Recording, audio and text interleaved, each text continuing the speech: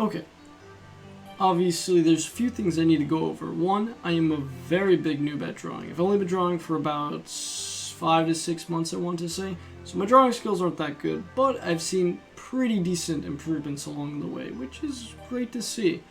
And the other thing, I'm going to start this mini-series on my YouTube channel where I draw manga panels, anime scenes, basically screenshots, and try to replicate them as best as I can. And why am I doing this? Obviously to entertain, and also, they will also help me to get better and improve my skills. And really today we're going to be drawing the one infamous Dio meme when he's walking over to Jojo. But yeah, hopefully that isn't too much of a challenge, but oh well. Let's get started and wish me the best of luck. Okay, let me show you what I whipped up off screen, because really, it was pretty hard. Let me just show you all the trials, all the errors I had to go through, just to get a somewhat decent result. So, I believe this is my first attempt, and yes, there's going to be multiple attempts with this. Let's see, yep, this is the first attempt.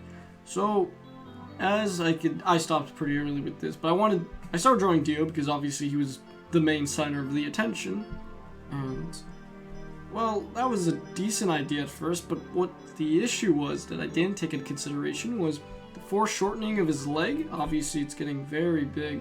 It's obviously bigger than his head. If you compare here all the way up to Dio's head, you can't really even see Dio's head.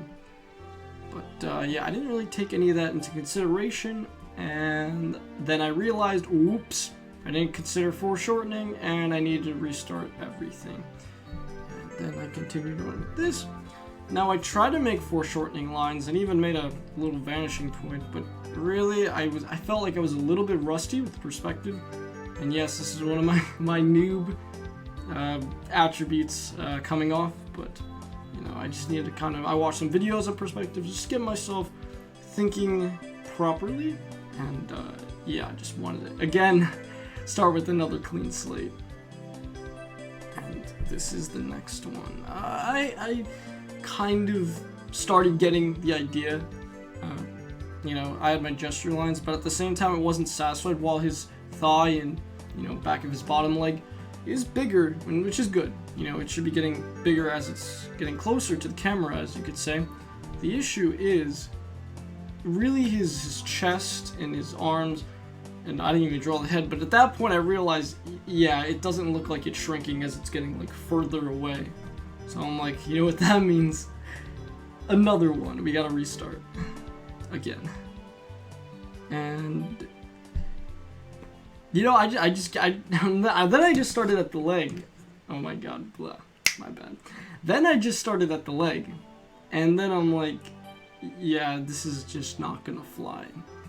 Because really, you want to start at the torso, the head, that kind of jazz, because it makes everything a lot easier. And if you start from like any of the limbs, everything's gonna feel a little bit unbalanced. And then what I wanted to do was, okay, sometimes I make like these stick figures to kind of help me out with these poses. And yeah, this really didn't cut it out, but I was getting a decent idea of what kind of pose. As you can see, I kind of got his feet up, like his other foot up, and a little bit of just the general composition of his body. It was a very long process, but then I remembered, I was watching a Draw with Jazza video, and I'm like, oh yeah, you could do that cone thingy. So I'm like, okay, this kind of can help me visualize that perspective of his leg, you know, just the overall perspective of his leg getting bigger, kind of get that camera angle in mind, I guess you could call it. Still, I needed a little bit more trial and error, but as you could see, things are starting to look a little bit similar, but I wasn't satisfied. I really wasn't satisfied. Things just didn't really flow well. It didn't seem like a nice gradual shrinkage, I guess you could call it, to the head, and then obviously getting gradually bigger as it goes down, etc. And then also, this was some perspective practice. I just really wanted to refresh what I knew, and very basic stuff, very basic shapes, but really that's what drawing is. It's turning basic shapes and packing them all together to make something really unique and interesting. So I wanted to refresh my skills, and I even tried, like, you know, tilting a rectangle of prisms and all that jazz, just to challenge myself a bit. Okay. And this it's finally the finished product that I did. And I gotta say, I'm pretty proud of myself because this was very challenging at first. It was very, very challenging. It was very, I don't know, you really just had to get a feel for the drawing. And I know that sounds really strange, but if you do art, you'll kind of understand what I'm saying. I had a lot of fun with this once I started understanding what was going on within the drawing. And it looks pretty similar. I didn't really throw too much of my own flair there, but really what I grasped, and as you can see this little dot, this is still a sketching phase. I don't know if I'll color this in, but oh well, I just wanted to draw it out at least. But this dot, that's the vanishing point, and I realized, like, what's the vanishing point? Like, I never noticed. If you see back in my other drawings, like, that I did through the trial and error process, like here, put the vanishing point there. That makes no sense, because in this photo, the vanishing point is technically there. That's where everything shrinks. And obviously, Jojo is getting small in that direction. It just makes the most logical sense. You know, and that's something to really, that I didn't notice at first. You know, that's why I always say just analyze the drawing, take a step back, and just think about it before you even start putting your pencil or stylus, pen, etc. on the paper. But back to the drawing, though, the finished project. So once I knew that the vanishing point, where it was, everything kind of just flowed a lot better, and I kind of had a better understanding. I'm going to obviously show you what I'm sketching up. Let me get rid of my final sketching lines. Also, these were like the little flames.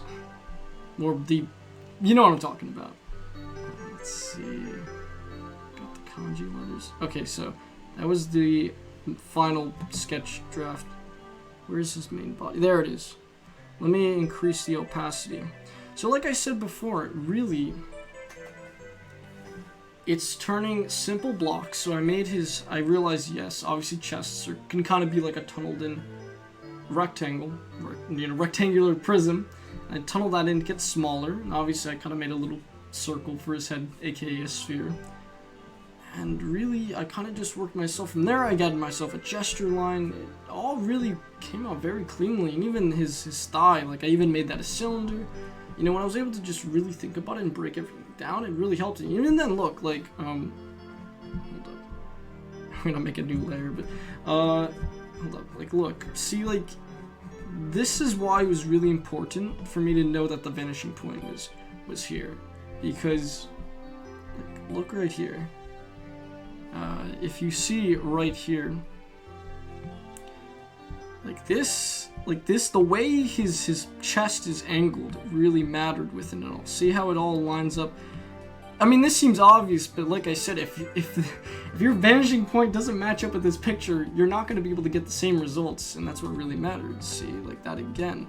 Well, okay, it's not exact, but you don't have to be like indefinitely on point. But if it's, you know, if the point is sent across, then you're good. You know, let me see that again. But yeah, pretty much like that, and it was super duper helpful. And this helped me kind of construct other parts of his body. And yeah, I don't know what else to say for the most part, but I had a really, really good time with this drawing towards the end. And I think a lot of people on my Instagram, by the way, I'll probably have my Instagram lurking around on the overlay, but like I said, I think a lot of people responded positively when I posted this, because I mean, this is a pretty popular photo, and I think a lot of people like to see it be recreated. There we go, much better. But and I don't know, I guess I kind of told me a lot about foreshortening, and I mean, trust me, I'm going to have to work much harder to perfect foreshortening. But this was I didn't expect this to be really good practice on foreshortening and perspective. I mean, I kind of did, but it really impacted me within that. But yeah, I think that's going to wrap up the video for today. If there was pretty much any complaints, anything you want to throw in, please do so in the comments. And also, you could recommend something for me to draw next time. And yeah, if you liked the video, please subscribe, like, etc., all that jazz. And I'd be honored if you checked my art Instagram down below. Thank you so much for watching, and have a wonderful day.